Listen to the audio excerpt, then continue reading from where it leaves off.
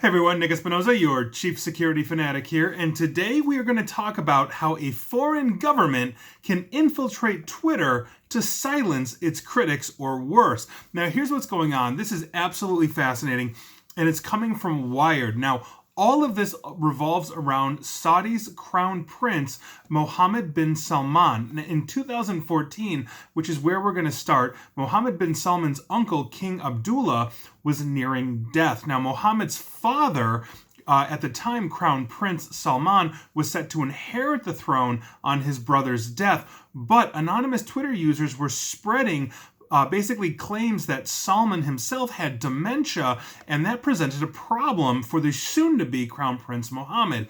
If these rumors became accepted as fact by Saudis and foreigners, then Salman's brothers might feel pressure to elevate one of the rivals. The House of Al Saud is massive in terms of family members and all of that. And so one of the brothers, instead of Salman, might have been elevated, which then would have cut off Salman's claims to the throne, which means Mohammed bin Salman, the soon-to-be crown prince, would have been out of the running to eventually be king himself when his father died.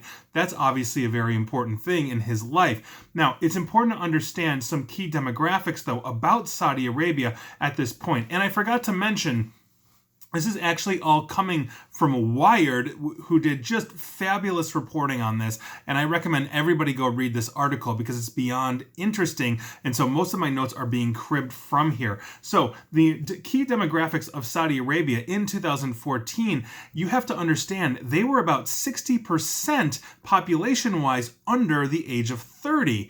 And though the country had become more conservative in the last 35 years, young Saudis had unfettered access to things like Twitter, Facebook, and YouTube, and basically they were the least powerful demographic in the country. They struggled to find jobs and stuff like that, but they were also the most educated and outnumbered basically the religious ideologues by multiple times, meaning as that group came to power, we might see a more progressive, more liberal Saudi Arabia come up, but here we are because Mohammed bin Salman, now the crown prince, after his father took over, may eventually be leading this country. And so by virtue of that, he understood the significance of social media in a way that his father's generation simply didn't. Mohammed understood that in a country without polling or elections, because they're a monarchy, platforms like Twitter could reveal how the public felt about a policy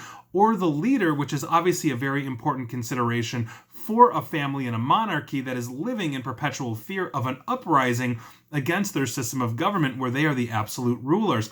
On the other hand, negative sentiment on Twitter could also undermine a ruler or would-be ruler, and as the Arab Spring showed, discontented youth could pose a threat to the House of Al Saud.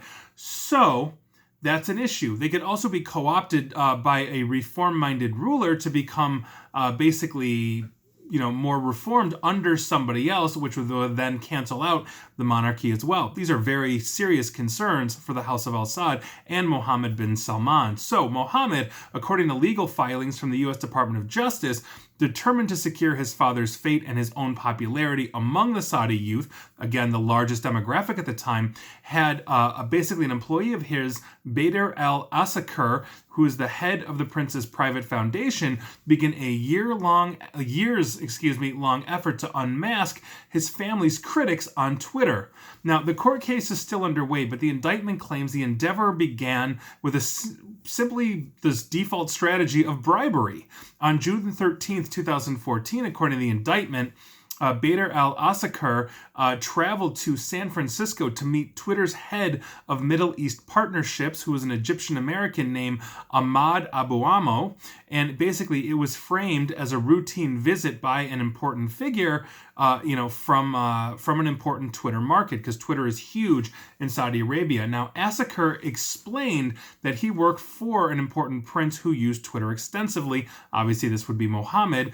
The men then exchanged contact information and arranged to follow up in London in the fall. Now, during that meeting, Asakir also gave Abuamo a gift, a Hublot watch worth at least $20,000. And knowing what I know about Hublot watches, $20,000 would be a cheap Hublot watch, so odds are it was probably more. Now, shortly after that, Asaker asked if Abuamo could help him find important people who had registered accounts that were spreading these kinds of rumors of dementia, as well as other dissidents. One of the most vocal dissidents at the time was simply an account known as Mutahid or Mutjahid, and so Abuamo complied using his access to the internal systems of Twitter to find Mujahid's email address and phone number. Now, such requests from Mohammed through his cutout Asaker continued for months. Over that time, his father Salman became king, and then Muhammad obviously gained stature as he is now the crown prince. And so Asaker found himself working for basically one of the most powerful men in Saudi Arabia, the heir apparent to the throne. Now, Asaker would pay more than $300,000 to Abuamo, deposited in a Lebanese bank account that Abuamo had a relative open for him. On top of this, Asaker actually found another considered better spy because Abuamo was not a technical person, meaning he was not really technologically driven. He was more there for relationships. And so they found a nerd, which they could do. And this is according to U.S. Justice Department filings. Twitter had hired a young Saudi national named Ali Al-Azbara, who was educated in the United States on a Saudi scholarship. And in February 2015, according to the indictment, Asaker had an intermediary reach out to Al-Azbara, and it turned out that the engineer, who apparently was deeply patriotic towards Saudi Arabia, wanted to help the kingdom in however he could. And while his job entailed him maintaining systems to keep Twitter working properly, his position did allow him access to private information on many users, including their names, their phone numbers, email addresses, and IP addresses. That means in some instances, he could not only help unmask critics of the House of al-Saud, but he could also pinpoint their location in Saudi Arabia or anywhere else in the world. And that is a huge, huge thing. Now, Wired goes on to talk about more recent stuff, but that is the foundation of this. And this shows you that the recent hack that Twitter had in the last month or two, if you remember, we had people like Twitter accounts like Elon Musk and Bill Gates sending out phishing scams about Bitcoin as somebody essentially bribed a Twitter employee. It shows, I think, one, just, money talks. There's no doubt about that in any which way, shape, or form. But it also shows that Twitter, like other major large platforms, don't have a good internal control system for verification of access. If there was a good auditing system in place, Al-Zabara's job while maintaining the infrastructure of Twitter and allowed him access to users, stuff like that should be audited and reviewed. And so even though it may be happening in real time every, let's say, 3 months, 6 months, a year, whatever that is, those things are caught. Somebody there could say, wait a second, why is Al-Zabara accessing direct accounts and information on Saudi nationals when his job does not require him to do that? These are the things that we are talking about when we are setting up controls and compensating controls for cybersecurity and organizations. And quite frankly, Twitter has a very, very serious problem on their back end if for years, since 2014 until recently, they were basically allowing a foreign government, because Twitter is based in Silicon Valley here in the United States, allowing a foreign agent for a foreign government access to everything and others to be bribed while they're also sitting on the Twitter payroll.